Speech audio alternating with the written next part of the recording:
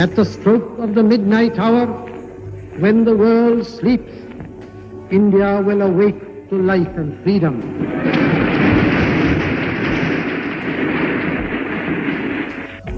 A moment comes, which comes but rarely in history, when we step out from the old to the new, when an age ends, and when the soul of a nation, long suppressed, finds utterance. मेरे हिस्से में आज़ादी ही कहाँ? What happened on the 15th of August 1947? For some people, it was a time of celebration, to raise a toast to India's independence, a tryst with destiny, as they called it. For others, there was no celebration, drums, or fanfare. Instead, there was sorrow and bloodshed. As the long-standing freedom struggle, shrouded and lauded in non-violence, turned into the bloodiest declaration of independence in history, a paradox came alive, and there was partition. The partition happened a little over 75 years ago. Now it only exists in our libraries, in documentaries and textbooks, and in memories, as a fleeting reflection of what paved the way for life to unfold the way it did. We may have moved on, but have they?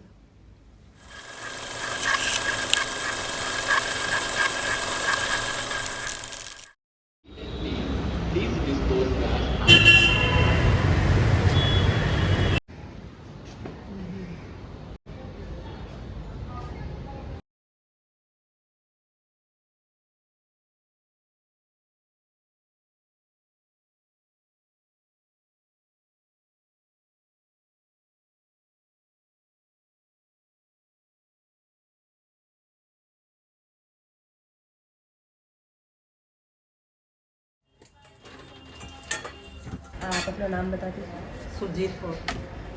और आपका जन्म किस साल हुआ था? 1942। अब 8 अगस्त 1942। पाकिस्तान में आपका हाँ, जन्म? सरगोदा। और अभी आप कहाँ रह रही हैं? राजेंद्र नगर, ओल्ड राजेंद्र नगर। हाँ। बंटवारे से पहले आपका सोसाइटी किस तरह था और आस पड़ोस के लोग कैसे थे? कितना मिलना जुलना था या रीति रिवाज कैसे थे? रीति रिवाज, शादी ब्याह वैसे ही सब मिलते जुलते थे। दिन में भी जैसे 12-1 बजे फ्री हो गए, सब लेडीज इकट्ठी बैठ जाएंगी। हाँ। और उस ज़माने में लेडीज़ अपना अपना काम, कोई निटिंग करेगी, कोई क्रोशिया बनाएगी, कोई अपना चद्दर वद्दर लेके कढ़ाई करेगी। साथ में घर का काम भी हो जाएगा, बातें भी हो जाएगी, सोसाइटी में सबको मिलना जुलना भी हो जाएगा। तो ये सोसाइटी क्या सिख सोसाइटी थी या और भी लोग रहते थे? और भी लोग रहते थे, सिख भी थे, हिंदू भी थे। अच्छा, त्योहार कौन कौन से आप लोग मनाते थे? हम अपने पंजाबियों के सारे गुरुओं के जन्मदिन मनाते थे जी। उनके जो जैसे ज्योति जो स्वर्गवास होता है वो बनाते हैं। फिर अपने बच्चों की शादियाँ, बच्चों के जन्मदिन, बैसाखी, रखड़ी और शादी ब्याह है। तो जैसे आपके घर में भैंस है, मेरे घर में 2 भैंस है। हाँ। तो जो दूध वो काम देते हैं किसी को, वो नहीं देंगे। जिसके घर में शादी है उसके घर में दूध देंगे, ताकि उसको खरीदना ना पड़े।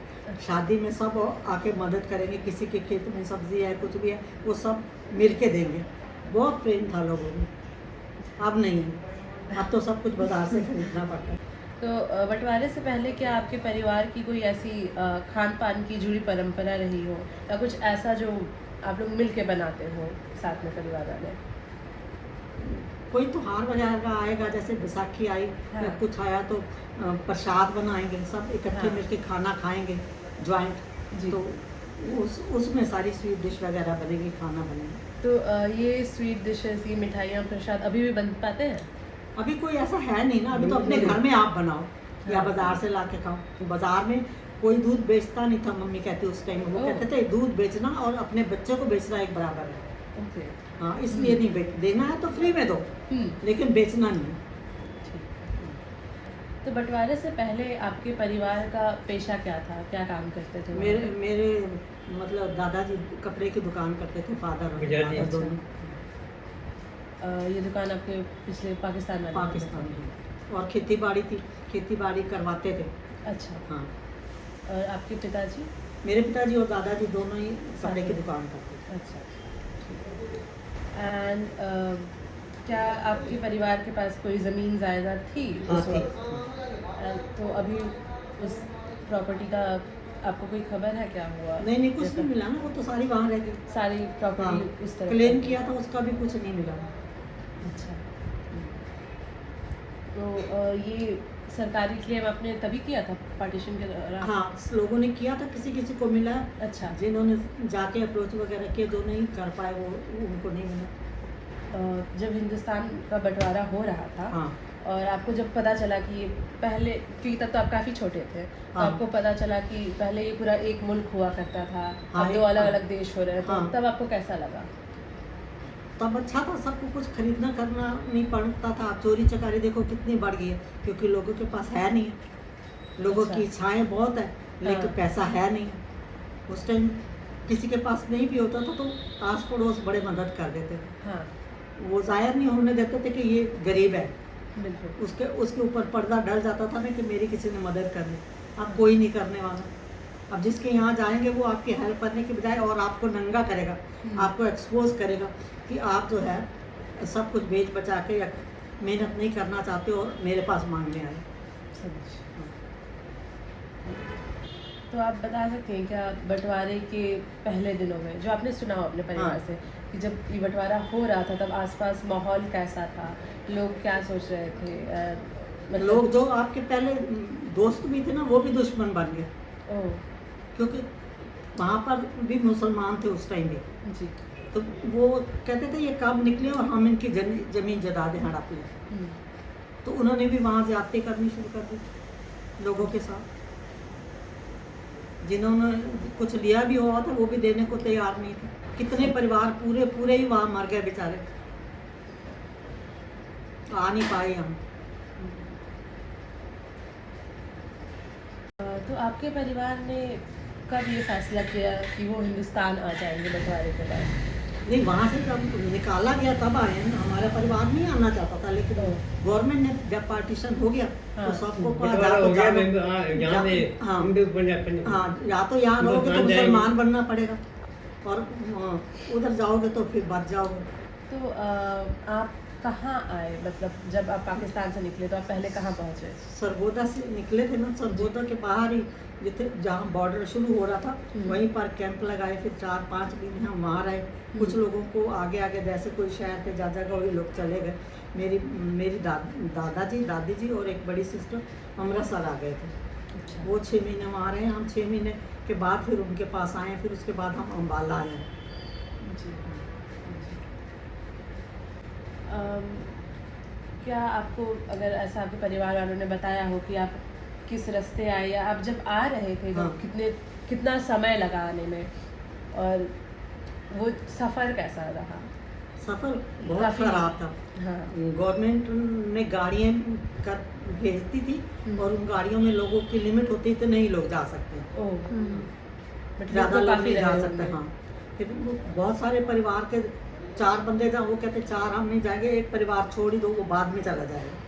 परिवार जाए तो पूरा जाए ना, जी। आधों को छोड़ने से तो फिर आगे जाके कहाँ ढूंढेंगे वो, उनको हाँ। कहाँ भेजा। बिल्कुल। जाएंगे तो पूरे जाएंगे, एक जगह जाके रहेंगे। अगर पूरे नहीं गए तो वो कहते थे नहीं आज हम नहीं जाएंगे, अगले दिन जाएंगे, जबकि हमारे परिवार के सारे की बारी आएगी।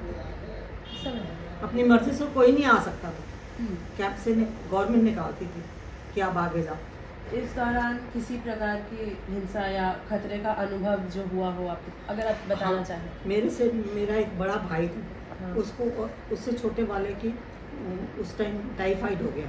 तो सब लोग मेरे बिल्कुल ऐसे, उस टाइम ट्रीटमेंट होता नहीं था और इसमें कोई डॉक्टर भी नहीं मिलता था। हाँ। तो लोगों ने मेरी माँ को बोला कि ये दोनों बच्चे तुम्हारे मुर्दा जैसे हैं, इनको फेंक दो। मेरी मम्मी ने कहा नहीं, जब मैं जिंदा हूँ, जब तक मेरे सांस है, मैं अपने बच्चों को नहीं छोड़ूंगी। मैं जब भगवान उठाएगा तब उठाएगा।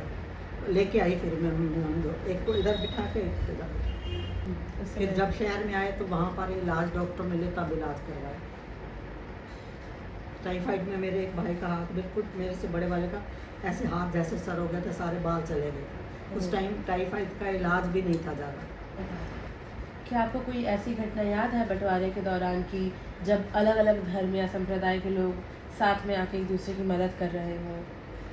हमारे अपने सिखों ने ही कोई गुरुद्वारों में कलेक्शन करके ऐसे लोगों की मदद की, और कुछ नहीं, किसी ने गवर्नमेंट की तरफ से कोई मदद नहीं कि राशन मिलाओ या कुछ मिलाओ, ऐसा कुछ नहीं। तो जिस गांव से लोग आए थे, हाँ। उन्होंने ही आपस में अपनी जितनी एक दूसरे की मदद की, और किसी ने मदद नहीं की। तो गांव में भी अलग अलग धर्म जात के लोग हाँ। आसपास के रहते होंगे हाँ। जो साथ में आ रहे थे, हाँ तो उनके लिए ये एक्सपीरियंस, मतलब क्या वो लोग साथ में मिलजुल के रह पा रहे, रहे हाँ थे? रहे। उस मजबूरी में फिर वो भी मिल के नहीं रहते तो कैसे कटते, हाँ। कैसे वो हालात कैसे काटते, वो बुरा वक्त काटना बड़ा मुश्किल था। हाँ। सब ने एक दूसरे का साथ दिया जो वहाँ से आए थे, और जिनकी आपस में बनती थी, तभी आज लोग स्टैंड कर पाए। दूसरे किसी ने मदद नहीं की, या अपनी मेहनत की है, या अपने ही जो साथ लोग भाई बहन आए हुए थे उन्होंने मदद की।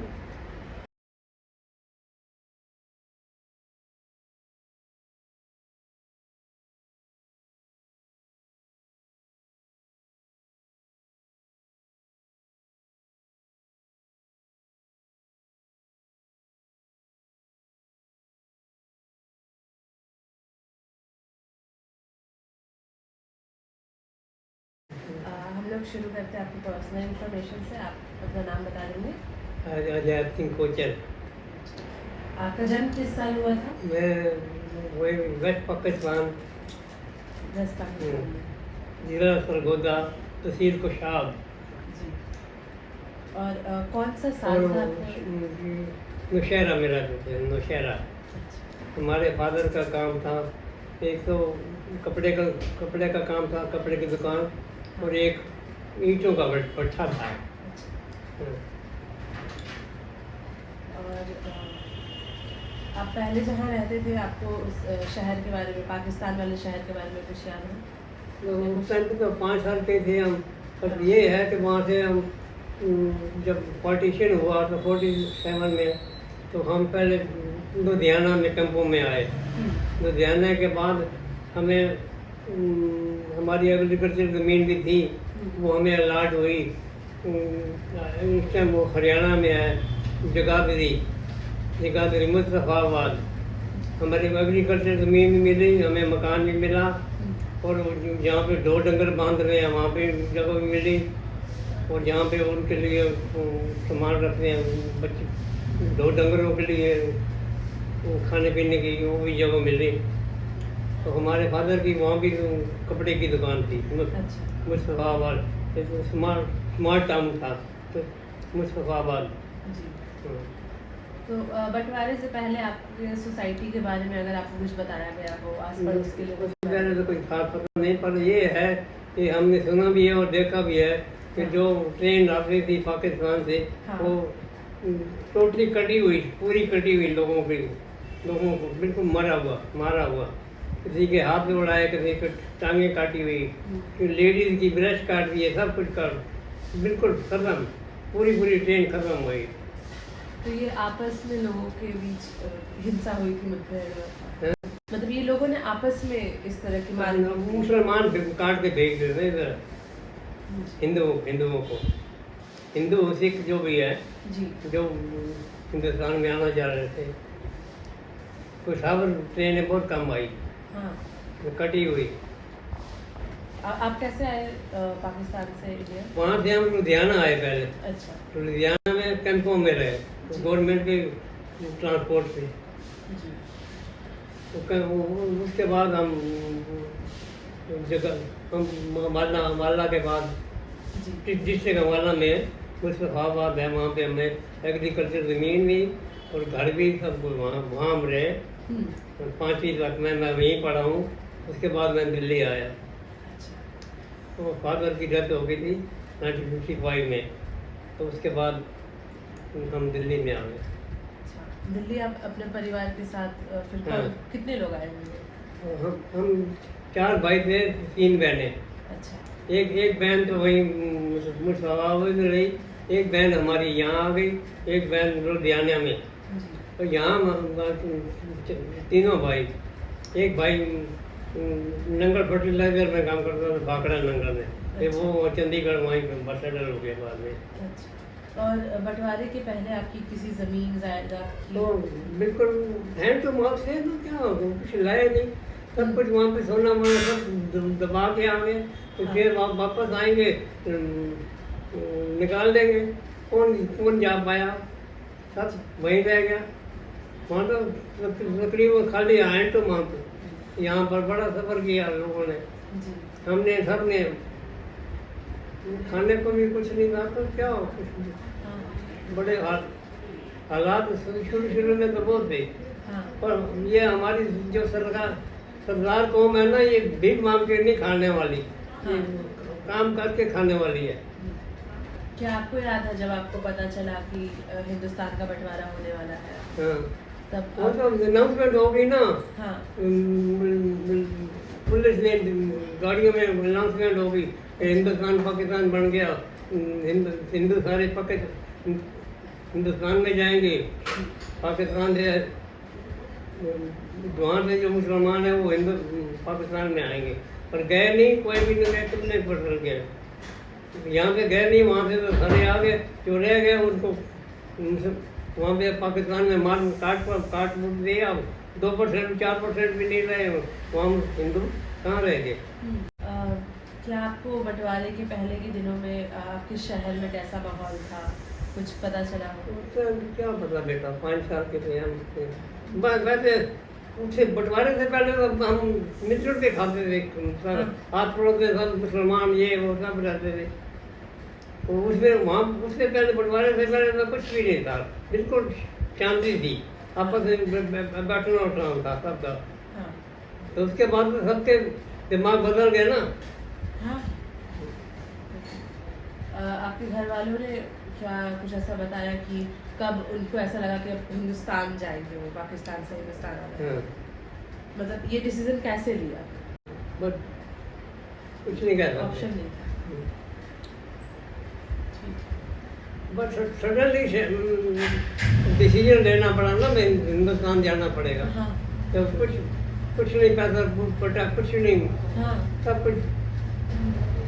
और जब आपका परिवार आ रहा था हिंदुस्तान, तो क्या रास्ते में किसी तरह का खतरा महसूस उस हुआ? टाइम तो शांति थी, उस टाइम शांति थी। तकरीबन